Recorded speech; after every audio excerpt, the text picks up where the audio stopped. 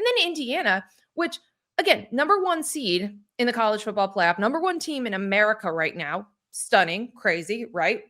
They come in off of a long layoff, and they become the only team in 2 years with a first-round bye that won a game, because Curt Cignetti will never have a team that is unprepared for a moment. And there was a 3-and-out to start the game for the Indiana offense, and then nothing else went that wrong again. That was it. That was the only chance. If you're an Alabama fan, you thought you had a shot right there. 2 sacks, 3-and-out for Indiana.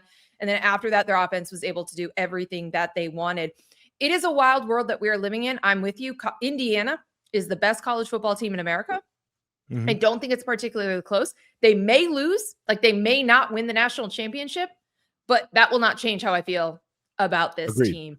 Curt Cignetti, Fernando Mendoza, and company. By the way, Curt Cignetti is the best coach in college football, period. Yes. Like, not close. Might be the best coach in the history of the game, honestly. If they what he's done the last 2 years? No one else could do it, first of all. But also, like, if they win a national championship. There's no debate. Move over Saban. Yeah, I agree. Okay, because you're going from a program that had more losses than anyone else in the history of college football, and in 2 years winning a national championship and a Heisman Trophy. There's nothing that is comparable. I saw people trying to say, like, Butler basketball getting to a national championship. First of all, they didn't win it, but there's basketball tradition there. It's Hinkle Fieldhouse, right? Like, you're at lower levels, of what conference they were in. They were in the Horizon League. I don't think there's anything that compares to what Indiana is potentially about to do, right? And football is traditionally a sport. College football, at least, is traditionally a sport where, like, you don't get to do this. If you're a team that doesn't have tradition, you don't have history, you've never been able to acquire talent. Like, this is not a sport where upward mobility is super easy and you can go from being historically the worst program ever to potentially winning a title and having a Heisman Trophy winner in 2 years. Like, that doesn't happen here. And you did it by bringing a bunch of James Madison players with you. Like, the dude developed them into future pros, but these were James Madison players, a program that was FCS just a few years ago. They come with you to Indiana. You get the Cal transfer at quarterback, and now you're the best team in America. That's coaching. That is talent identification. Yeah. And you transported your coordinators too, right? Like, they're his guys. Like, the JMU staff. The whole thing that's what I'm getting at. The whole thing is him. Yes. Yep. It is insane. Never seen something like it. It's wild. We'll come back to this because again, like, for as used to it as we've gotten, like when they win games, this felt different because it's Alabama. 100%. And their last two wins were over. How emphatically they did it too. And how emphatically they did, but their last 2 wins right now are Ohio State and Alabama. I mean, insane. Who's got wins like that? Let's go to the Rose Bowl, which was quite a statement for Indiana. I was very happy for all the Indiana fans who made it out there. I was worried they were all going to be rained on all day. It eventually got nice. The sun came out a little bit, or at least it stopped raining. It stopped being so dreary because that was a day that's going to live in Indiana football history forever. The Rose Bowl is always extra special. I think the props, like the actual roses themselves, are awesome. It is such a historic backdrop. So to couple Indiana winning at the Rose Bowl and then beating Alabama to do so, no Nick Saban, but it's still Alabama, still opposite ends of college football history, and then to beat them 38-3 and to absolutely leave no doubt that you are the best team in college football. Like, you can't write a movie script any better than what Indiana did in real life. You saw the video floating around of Michael Irvin with the belt. Yes. Indiana had the belt. That was belt to ass. I mean, we talked about it right off the top, right? Like, and Fernando Mendoza does this, where the first few plays, maybe doesn't know what coverage he's looking at, doesn't know what blitz is coming. He'll stand in there. He'll start looking at the rush. He'll hold the ball. He'll get hit, whatever. Once that was done, it was BTA. I mean, beautiful passes down the field from Mendoza. It was phenomenal route running, and they designed pass concepts to take advantage of coverage. They had one of the Alabama defenders, and I won't call him out because he had a real bad day. They had that boy in hell all day long. They ran the ball a million times, it felt like, and were just getting whatever they wanted in the run game. I mean, it was the inverse of what you would expect this game to be if you were just looking at the teams on paper like 3 years ago. It was Indiana calling their shot in the throw game. It was Indiana absolutely owning the line of scrimmage offensively and defensively, and it was Indiana running away with the ball game emphatically. I don't know if there are enough superlatives to describe Indiana at this point. And not to get too far ahead, it's going to be a weird offseason for Alabama. I think it's going to be a very strange offseason when Alabama fans kind of take a step back and then have to figure out their way forward. The only saving grace, I think, is that Georgia fans will also be in a weird offseason, having not made the semifinals the last 3 years. But I'm with you. And I saw a lot of people making this point that the way that Alabama lost that game and how it felt is what Alabama used to do to so many teams, right? Like, because you're describing beating someone in every phase. And just kind of breaking them down, like running at will, saying, we're going to run the ball. You're going to know we're going to run the ball. We're just going to do it better than you. Could stop us. Like they did that. And then, the passing, the precision, the tackling was so good. Like, we have watched so many teams in college football this year in particular, but even in the playoff that cannot tackle. So many missed tackles.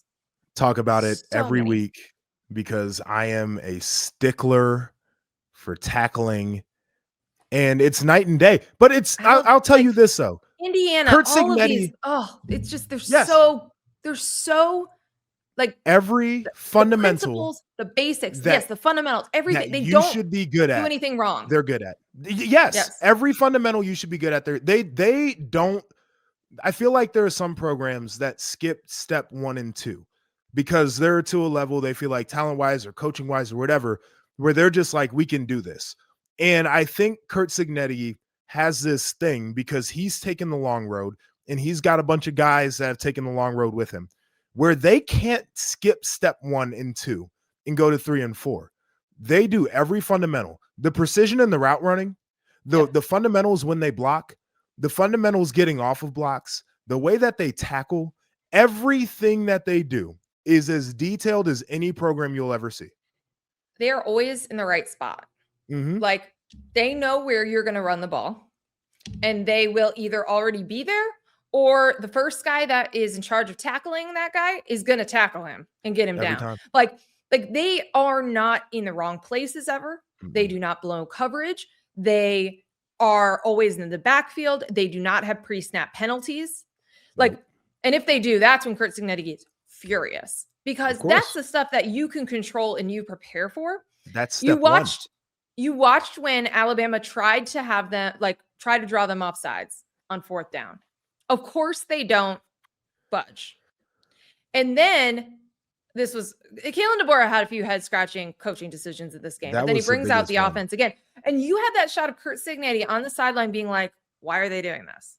Yeah. Like, it's not going to work. Why are they doing this? Yeah. So can we talk about that real quick? Yeah.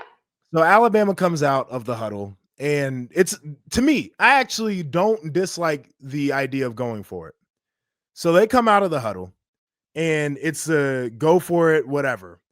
And Indiana's like, timeout. I think they showed the Wildcat or whatever. So then they come back out and they're back in Wildcat and Indiana's like, okay, well, we just called the timeout. Like we talked about our Wildcat adjustments, whatever. And then they decide to go for it anyway. I think after DeBoer calls a timeout. Yes, he did. To me, they came out first in Wildcat. Yes. Call a timeout. Then they came out in the punt formation with the quarterback still in there. Then they go back into regular formation. Call another timeout and then came back out again in Wildcat. What the hell are we doing? I don't know. That one was a head scratcher. There was a few in the quarterfinal round as a whole. Yes. Some of these head coaches that I think are very good coaches got out-coached. Like we talked about it. Like there were some moments. Kirby had his moments. We'll get to. That was shocking. Ryan Day at the game management at the end of the game where he didn't burn any timeouts. Then he lets Miami run a 1st and goal play. And then I think they might have called the timeout then. And then they let him score. You should have just called the timeout earlier and then let him score before that if you were going to do all that. Like there were some moments where it's like. Yeah. Yeah. Yeah, But so it was DeBoer rough. had a couple of those in this game. And again, when you're playing a team that is just like so fundamentally Yeah, sound, you can't do it you with got to be a Cincinnati. lot closer to perfect Yeah. than they were. Ty Simpson, you could kind of sense it. Like we talked about this a little bit, like how healthy was he kind of coming into the quarters.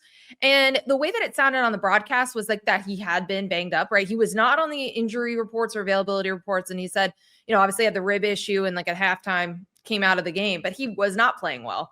They got a little bit of a spark for a second, the first drive with the backup quarterback, but Austin there Mack. was really not much that they were doing offensively. They could not run the ball like we've seen them struggle to do all year. Really weren't throwing the ball. Like there was not much. And again, like Indiana, we talk a lot about Fernando Mendoza. We talk a lot about their offense. That defense is really, really, really, really good. It's And ridiculous. Brian Haynes deserves so much credit for the way that defense is. They've played a lot of guys that are going to play on Sundays now in these last few games, and they've shut them down. Yep. It's No, I incredibly mean, impressive. they're first off, the execution from the players is always where you start. Like they go out on game day, as you mentioned, they do everything right. But the game plan week in and week out from Brian Haynes is I don't know how much time he spends on the game plan. I don't know how much tape he watches, but it's got to be more than anybody else because they don't miss anything, and it seems like they're always a step ahead in how they call it. There was a coach who had a quote and said that he's a tendency breaker, right? So that means he does a lot of self scout and he knows how he likes to call games, and he'll call stuff different just because he knows it's what the offense is expecting. And like, that's the next level stuff that they do. So once again, there are almost too many great things to say at this point about how they execute the game of football on a week to week basis. I want to come back to the idea that like they had to do this to Alabama to sort of, I'm going to say validate. I don't know if that's the right word, but it feels like for a little program, bit, right? Kind of. Okay. I feel like if they didn't go through Alabama and then this was this weird, semifinals and like they beat Oregon again. And then it's like Miami, who people didn't think should be in the playoff. Like there would be asterisks or people would be trying to, or like Ole Miss asterisks or whatever without their coach. They'd be like, oh, well, that's not even, they weren't even the best team in the SEC. They didn't have their head coach, blah, blah, blah. It was kind of fluky. They would say something. So I think that it's important if you're trying to completely flip college football on a head. I actually think it's really important that you have to go through Ohio State and Alabama and those types of teams to do it. And they did. And they crushed them. I mean, like, that's where, like, last year, great story. Double-digit win total. We've never thought Indiana could be in the college football playoff. Now you're like a powerhouse. Now you're the best team in college football. And now we're talking about perennial contention. Yes. And that, like, there's no fluke. There's nothing that's going to stop you. You're keeping I don't care who's on the roster. Like that's how much we trust Curt Cignetti and what he's doing. Yes. So it's like we don't even have to play I don't know who's going to be coming back or what quarterback they're going to have. Nope, I trust the system. Listen, we didn't know these guys before they got there, and they're balling. So I think that's part of this. Like we watch a lot of Indiana. We were early adopters to them last year because we had them playing UCLA. I don't know that the rest of the country was watching Indiana, UCLA last year and coming away being like, this is a legitimate team. Like this is a really, really good football team. But if you didn't, okay, then you see them beat where we go, Iowa first, right? So they go win at Kinnick, ugly game, but they come out of it. Go win at Oregon. They win over a lot of people at that point. They had that comeback against Penn State, right? And these heroics and these great catches and whatever. And you're like, all right, there's a lot of NFL talent on that team. They beat Ohio State you're missing the Illinois blowout that started the whole thing. That's true. Illinois blowout was the top 10 Illinois team at the time. Blew them out. So you have all these different marks of this course of this season of like, all right, if you didn't fully buy in, here's where they won a bunch of different people over. If there were anyone left, there are people who said, that, well, it's the Big Ten. There's not a lot of good teams. You're beating up on bad teams. You're not playing like the depth of the SEC, like, all of this. Oregon all that goes out the door when you Ohio do that to Alabama. It's wild. I mentioned this when we were doing the preview show, but it was a big thing for our team in 14 when we played Alabama in the semis to beat them, right? Because it felt like, and it was very true at the time, college football ran through Tuscaloosa, Yep. right? So to feel like you really were crowned a champ, beating Alabama had to be on the list. Maybe it's not as much in reality that college football runs through Tuscaloosa, but symbolically, in the way that we talk about this sport, absolutely it feels that way. And especially when you're Indiana and your two traditions and histories are at odds, 100%. Like there's not a bigger win that they could have had this year. The only thing that they can do bigger than this is win a national title, in my opinion. Like Alabama in the Rose Bowl, belt to Yep. ass, like that's it. Yeah. Yeah. It's totally true. Excited to at some point, next week we're gonna do our semifinal previews. Excited to kind of like dig into them playing Oregon again. With this type of confidence, with like what they have accomplished since then. And They feel different, don't they? yeah, I think Oregon does too. And Yeah, they do. not They to, do. Both of them. I but mean, they yeah, they feel healthy, right? Like they got their rhythm to them. healthier, yeah. Yeah. I still don't know if they're fully healthy, but there were two lopsided games by those two teams to Yeah. start 2026.